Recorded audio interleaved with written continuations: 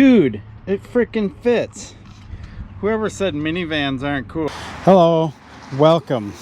Today we're going to be talking about how to pop up the front wheel. Why am I doing this? Because I see far too many riders doing it like this.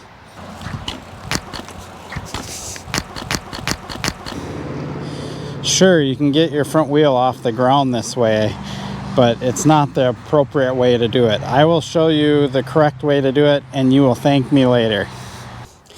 What I see a lot of riders doing is they have their chest forward, their weight forward, and they just purely use their arms and yank on the front wheel as hard as they can.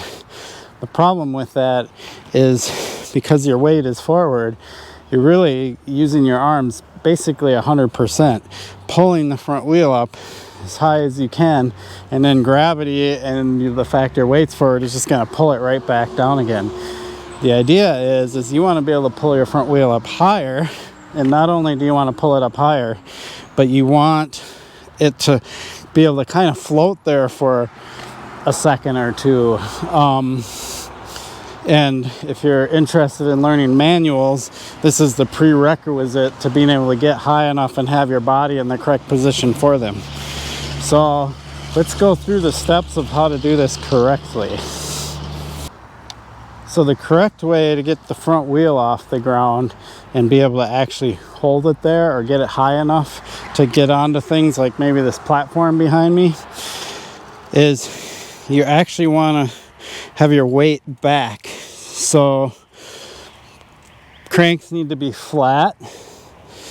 One of the things I also see people do is they think they have to pedal into it to get the front wheel up. That's trying to do a wheelie. We're not trying to do that. All we're trying to do is pop the front wheel up onto something or over something and then let it come back down. So we don't need to pedal. We want our cranks level and leave them there. Nice, what a lot of people call the attack position, knees soft. And then instead of leaning forward and then just pulling with your arms, we're not going to use our arms at all to initially get the front wheel up.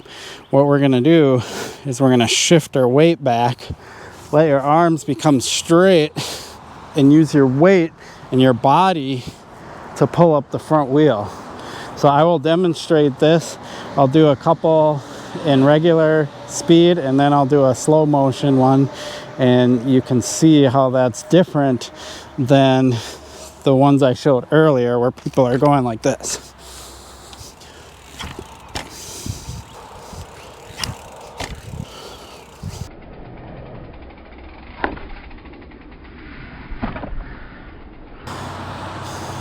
So do you see the difference? If you watch that slow-mo, you can see that I'm not doing this with my arms. I'm leaning back, hips over the rear wheel, and the front wheel comes up. It's a snap motion. I throw my weight back and my arms come straight and the front wheel comes up.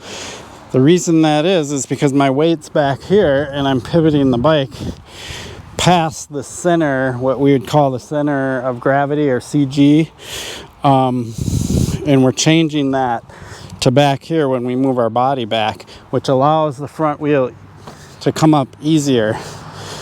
The arms can come into play, and I'll show you that a little bit, but for the most part, you really don't have to do a whole lot with your arms. It's all going to be here in your core and in your body, and you're going to pull the front wheel up, and you might make minor adjustments with your arms, but for the most part, you're just going to do that, and you're set to get over something, get onto something. And the best thing about doing this is because your weight's back and you're like this, you're in the right position to go into the next step of many moves that you do on a bicycle, the bunny hop being the primary one. Now we have a large truck going by that's going to make a lot of noise.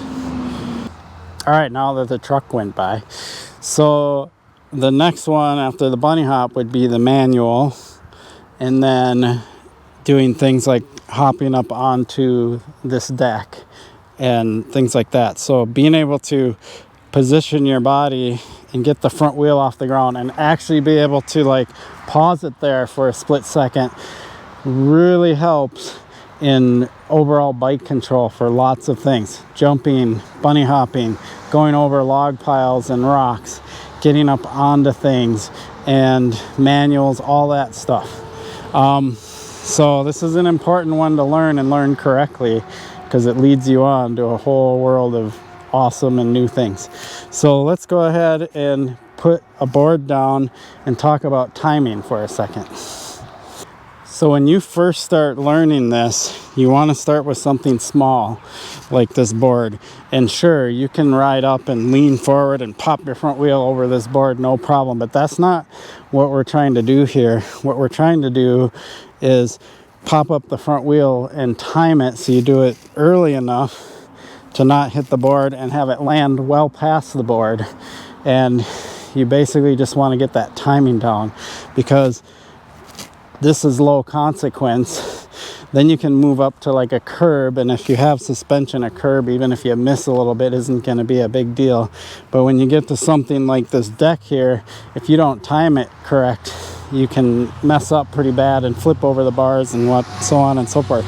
So let's go over this board. I'll show you the timing, and then we'll go from there. So the timing is you want to pull up back here, not right when you get to the board. You want to pull up back here, lean back, get the front wheel up, and then you want to land the front wheel over here. We're not concerned about the back wheel rolling over the board right now. So back here, start early, peak height over the board, then come back down. Let's do it.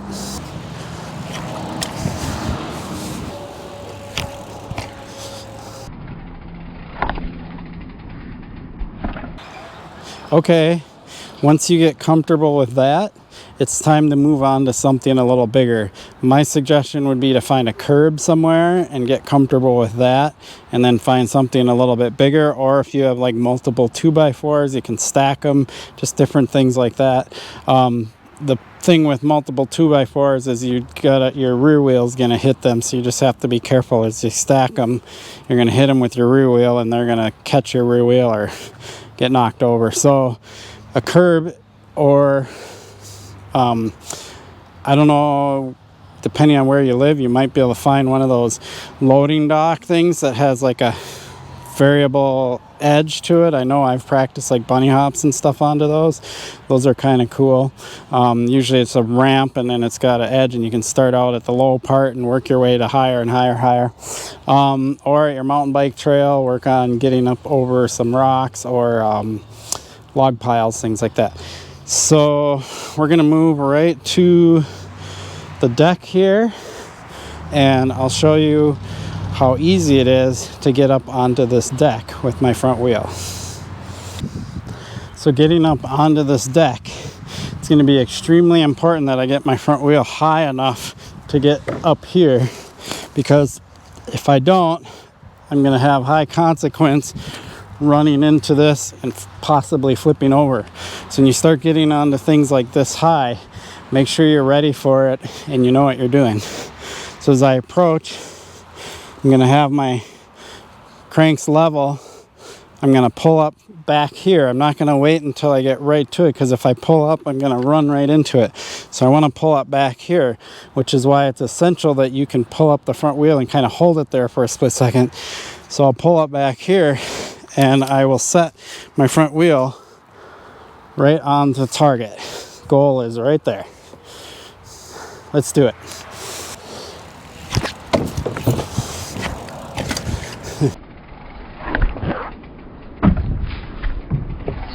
Okay, as you can see, I was able to get up onto the deck. What you'll see a little bit different here is that my initial pull is getting the front wheel up. You will see that my elbows will bend a little bit, and that I'll actually crouch with my legs as I do it. The reason is I'm preparing for the next step, which is pretty immediate, which is getting the back wheel up onto the board. So it will look a little different when you start getting onto things that are bigger, because I don't want to just slam my back wheel up. I want to pull my back wheel up. And I do have a video on how to do that. If you go back, I'll actually append it to the end of this video. Now let's see the benefit of this. I'm going to come up onto this deck, and then I'm going to wheelie drop off the end. I'm not going to pedal to go off the end. I'm going to literally manual and go off to the end. And because I can shift my weight back and hold the front wheel up long enough to let the back wheel come off, I can come off and land, you know, roughly both wheels at the same time. If I was on a hardtail, I'd probably want a little bit more pull and try to land rear wheel rear wheel first. But on full suspension, both wheels at the same time is perfectly fine. Yes. So there you have it. Getting up onto the deck and then wheelie dropping off. Both the motion I do to get onto the deck and the motion I do to roll off the end is the same with leaning back and pulling up the bars. If you were leaned forward and trying to pull up the front wheel as you go off the end of this, everything's in the wrong place. First, you're not going to be able to hold the front wheel up long enough for the back wheel to roll off. Second, your weight's forward, so when your front end does drop, which it's going to do before your rear wheel comes off, you're going to nosedive. And that can be dangerous. That can flip you over the bars. If you nosedive and your front end comes down hard and the fork compresses, that just makes it worse. Sometimes people will panic and grab their front brake. It's just, so safety is a concern here. You just need to really know what you're doing when you're doing wheelie drops and things like that, so you don't hurt yourself. So I hope you like this video. I'm going to do more of these along with other things. This is my first video with my new mic system, so it's kind of a test. I'll find out how good the quality is when I edit the video. And we got a motorcycle going by, which is a perfect example to test the microphone to see how much that drowns me out. It's wonderful living on a highway. Thanks for watching. Please subscribe and like this video.